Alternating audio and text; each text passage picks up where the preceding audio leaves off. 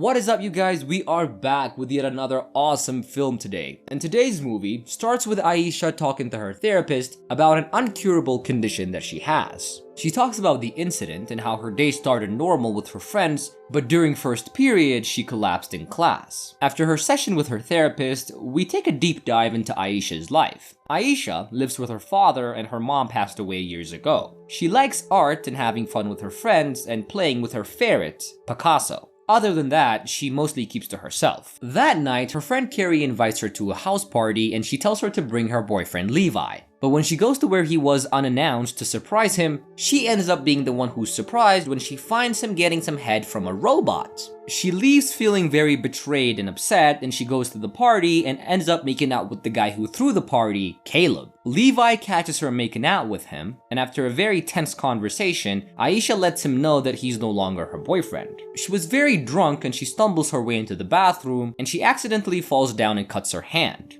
But when she pulls out the piece of glass, she can see something glowing inside her skin. When she digs a little deeper, she finds that she has a lot of robot parts. And in the morning, she wakes up hungover, and apparently she's dug too deep and she has wounds all over the place. Her dad left early and she decided to go to school, and in the school's bathroom, she looks through her hand and finds a serial number, almost as if she was made in a factory and not born to parents. She then decides to talk to William, one of the robots at her school, and she puts him in privacy mode so that he doesn't tell anybody about their conversation. But when she asks him a few questions, William couldn't really answer because he was programmed not to. She then gets really frustrated and she goes to her therapist for an emergency session, and they're explaining her situation, which is the fact that she's a machine. She gets a panic attack, and her therapist, who apparently knew that she was a machine, somehow calms her down and deactivates her as if she was just this robot.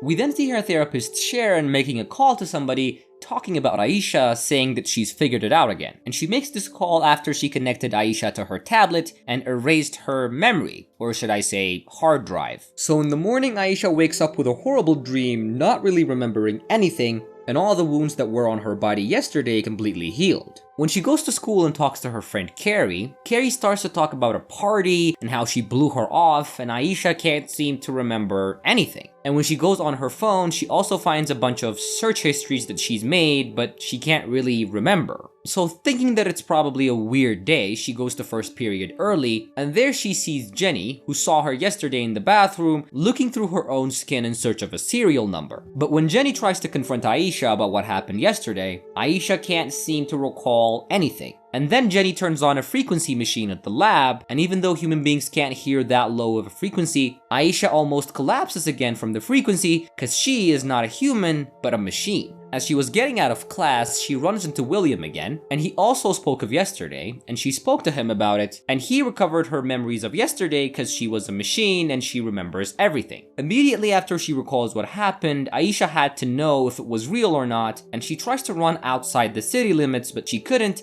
since she, as a robot, was bound to the city that she was supposed to be in. Our scene then shifts to Noah, a big tech company guy who makes nanobots and a bunch of other stuff, and he hears about a robot that he made that malfunctioned in California, and he sends his brother Abel to deal with it. Meanwhile, Aisha, who's also figured out that she's a robot, goes to see her ex Levi about some cheat codes. If you're wondering what cheat codes I'm talking about, you remember how she caught him getting some head from a robot? Yeah. Well, you see, these robots are programmed not to do that, but Levi, being the smart guy that he is, inserted a bunch of cheat codes and he hacked the robot. And Aisha wanted these cheat codes because she figured if she's also a robot, what can't she do and how can she use these cheat codes to do whatever she wants to? And apparently everything about her was simulated, including her period, which she was able to stop using the cheat codes. And she also accessed her scanner, and she could now identify anybody's data just by looking at them. And this worked because she was downloading data into her brain, and she suddenly had to do a hard reset and collapsed because her memory was getting full. Her father came immediately to get her, and he seems a little odd.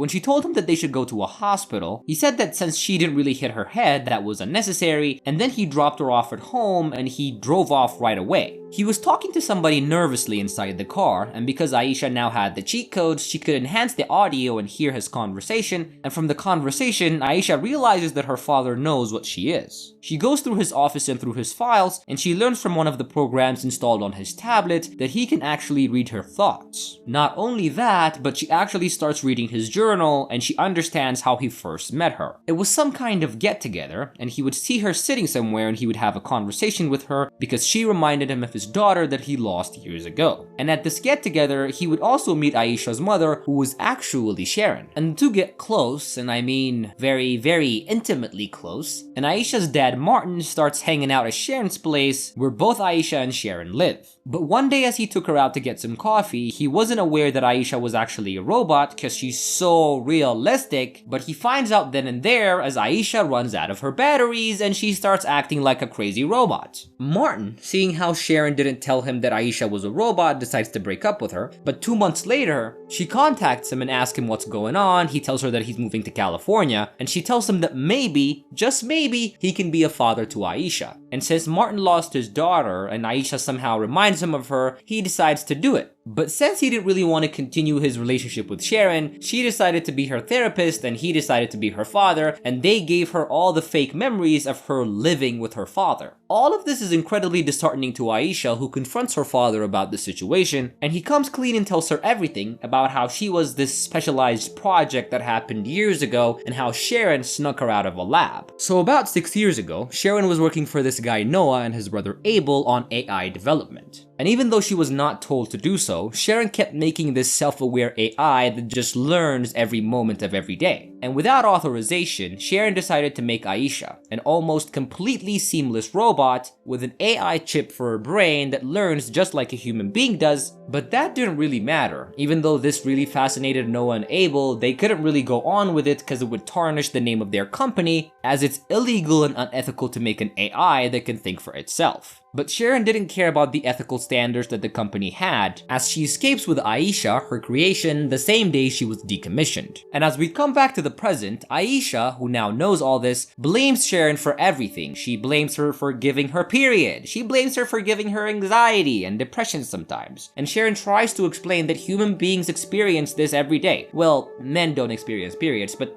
you get my point. And she wanted Aisha to experience what it meant to be human. But Aisha, who can think for herself, didn't really want that. And most of all, she didn't like the fact that they can read her thoughts and monitor everything she's doing. And so she blackmails Sharon into turning off those features by threatening to release a video exposing herself and Sharon. And after Sharon did that, and asks her what she's gonna do next, Aisha tells her, "Whatever the F I want." Aisha then goes to school dressed really crazy, and after taking a test that she didn't really care much about, she goes outside and notices Abel taking one of the robots with him inside a van. Since what he was doing seemed a little odd and suspicious, Abel also notices her, but she goes away before he could talk to her. What scared her the most was what Abel did to the robot, which seemed really painful and so inhumane. And since Aisha now knows that she's also a robot, she fears that maybe somebody might do that to her as well. But trying to figure out who she is, Abel hacks into William's hard drive, and he learns that she's the same Aisha that was stolen from their lab years ago. And Aisha was hanging out with Jenny, who seems to be fascinated with what she is. Aisha can't really remember all the details about Jenny, especially how they used to be friends in junior high. Jenny also tells Aisha that she did a deep dive research on the company that makes robots, and she found this company, Rillium, that makes these super realistic robots that are undistinguishable from humans, and it's near this place in Vancouver, and they decide to head over there with Levi. But heading over there didn't really matter, because after they drove 13 hours and then slept in this motel, they wake up in the morning, and Jenny and Aisha try to do the best they can to make Aisha remember all her memories, but recalling all her memories didn't really go so well, as Aisha remembers the promise she made her little brother Callian never to leave him, and this was so devastating as she's completely forgotten him and has lived without him for years now. She runs away from Jenny because she couldn't accept the fact that she abandoned her little brother, who's also a robot by the way, and she runs until her battery almost dies out. But Jenny and Caleb catch up to her, but that didn't really matter as Abel was spying on them with a drone and he manages to kidnap Aisha before Caleb and Jenny see him. So if you think about it, technically them heading to Vancouver was actually a bad idea. And by the way, from all the memories that Aisha recovered, she realizes that Jenny and her were actually more than friends. Yeah, pretty cute. Anyways, Aisha, who has now been taken by Abel, is now at the company. And as she was talking to him, Abel takes pity on her and he lets her see her brother for the last time. But what Aisha didn't know was that Abel installed some kind of patch inside her program, and in about 24 minutes, this virus is going to completely disintegrate her AI. Also, Aisha wasn't the only one who's made it to the company, as Noah takes her to see her parents, Sharon and Martin. They all try to have a conversation together, but Aisha didn't really like the fact that they were speaking about her while she was in the room as if she's not even human, and she storms out and locks the door behind them. She heads down to the basement to get her brother, but when she heads there, her 24 minutes were up, and her base systems were malfunctioning, and she shuts down and dies. And then we see another horrifically sad scene, as both Aisha and her brother get shredded as if they were just pieces of paper. Everyone, including Abel and Noah, are pretty sad about the situation, but they can't risk having an AI that they made out in the world because it would just destroy their lives. And even though Sharon was careful and she kept backups of Aisha's memories, she tells Martin that it's gonna be impossible to do as she doesn't have a body and she's going to need a team of people to make that kind of body that's so realistic. So even with the backups, they don't really have a body to insert any of the memories into. And as the days go by, everyone tries to make do with losing Aisha from their lives, but a couple weeks after at school, Jenny and Levi run into William, and he starts talking about Aisha as if she wasn't dead. And using Aisha's last words, Jenny has figured out that it's some kind of passcode, and when she gives William the passcode, Aisha was apparently hiding her AI inside of William's body. She's completely fine, and she's now looking for people all around the world that can remake her body for her.